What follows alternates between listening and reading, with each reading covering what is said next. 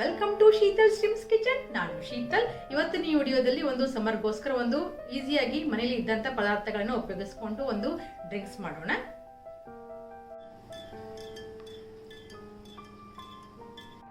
Juice ಮಾಡುವಾಗ ಮೊದಲನೇದಾಗಿ ಲಿಂಬೆಹಣ್ಣನ್ನು ಈ ಥರ ಸೊಕಾಸಾಗಿ ಪ್ರೆಸ್ ಮಾಡಬೇಕು. ಈ ಥರ ಮಾಡೋದ್ರಿಂದ ಲಿಂಬೆಹಣ್ಣಲ್ಲಿ ಇದ್ದಂಥ ಜ್ಯೂಸು ಜಾಸ್ತಿ ಬರುತ್ತೆ. ಈಗ ಅರ್ಧ ಲಿಂಬೆಹಣ್ಣು ತೊಗೊಂಡು ಜ್ಯೂಸನ್ನು ತಕ್ಕೊಂಡು ಇಟ್ಕೊಳ್ಬೇಕು.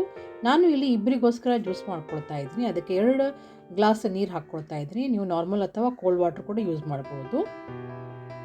ಈಗ ಇದಕ್ಕೆ ಅರ್ಧ ಲಿಂಬು ಹಣ್ಣು ಜ್ಯೂಸ್ ಹಾಕ್ಕೊಳ್ತಾ ಇದ್ದೀನಿ. 2 ಟೇಬಲ್ ಸ್ಪೂನ್ ಸಕ್ಕರೆ ಪೌಡ್ರನ್ನು ಹಾಕ್ಕೊಳ್ತಾ ಇದ್ದೀನಿ. ಸಕ್ಕರೆ ಪೌಡ್ರ್ ಹಾಕೋದ್ರಿಂದ ಸಕ್ಕರೆ ಬೇಗ ಕರಗುತ್ತೆ. ಈಗ ಇದಕ್ಕೆ ಏಲಕ್ಕಿ ಪೌಡ್ರನ್ನು ಹಾಕ್ಕೊಳ್ತಾ ಇದ್ದೀನಿ. ನಾನು ಮಿಕ್ಸರ್ ಜಾರದಲ್ಲಿ ಸಕ್ಕರೆ ಮತ್ತು ಏಲಕ್ಕಿಯನ್ನು ಹಾಕ್ಕೊಂಡು ಮಿಕ್ಸರ್ ಮಾಡ್ಕೊಂಡಿದ್ದೆ. ಈಗ ಇದಕ್ಕೆ ನೆನೆಸಿದ ಸಬ್ಜಾ ಸೀಡ್ ಅಥವಾ ಕಾಮ್ ಕಸ್ತೂರಿ ಬೀಜ ಅಂತ ಹೇಳ್ತೀವಿ, ಅದನ್ನು ಹಾಕ್ಕೊಳ್ತಾ ಇದ್ದೀನಿ. 3 ಟೇಬಲ್ ಸ್ಪೂನ್ ಕಾಮ್ ಕಸ್ತೂರಿ ಬೀಜನ ಹಾಕ್ಕೊಂಡಿದ್ದೀನಿ. ನೀವು ಜಾಸ್ತಿ ಬೇಕಾದ್ರೆ ಅದನ್ನು ಕೂಡ ಹಾಕ್ಕೊಳ್ಬೋದು. ಈಗ ಚೆನ್ನಾಗಿ ಮಿಕ್ಸ್ ಮಾಡ್ಕೊಳ್ಳಿ. ನಾರ್ಮಲಾಗಿ ಎಲ್ಲರೂ ಮನೆಯಲ್ಲಿ ಲಿಂಬುವನ್ನು ಜ್ಯೂಸ್ ಮಾಡೇ ಮಾಡ್ತೀರಾ. ಒಂದ್ಸಲ ನೆನೆಸಿದ ಸಬ್ಜಾ ಸೀಡನ್ನು ಹಾಕ್ಕೊಂಡು ಕುಡಿಯಿರಿ, ಭಾಳ ಹೆಲ್ದಿಯಾಗಿ ಇರುತ್ತೆ.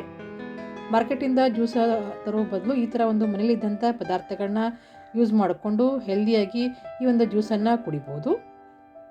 ಈ ಒಂದು ವಿಡಿಯೋ ನಿಮಗೆ ಇಷ್ಟ ಆಯ್ತಂದರೆ ಲೈಕ್ ಮಾಡಿ, ಶೇರ್ ಮಾಡಿ, ಮತ್ತು ಯಾರು ಈ ಒಂದು ಚಾನಲ್ ಸಬ್ಸ್ಕ್ರೈಬ್ ಮಾಡಿಲ್ಲ ದಯವಿಟ್ಟು ಸಬ್ಸ್ಕ್ರೈಬ್ ಮಾಡಿ. Thank you for watching.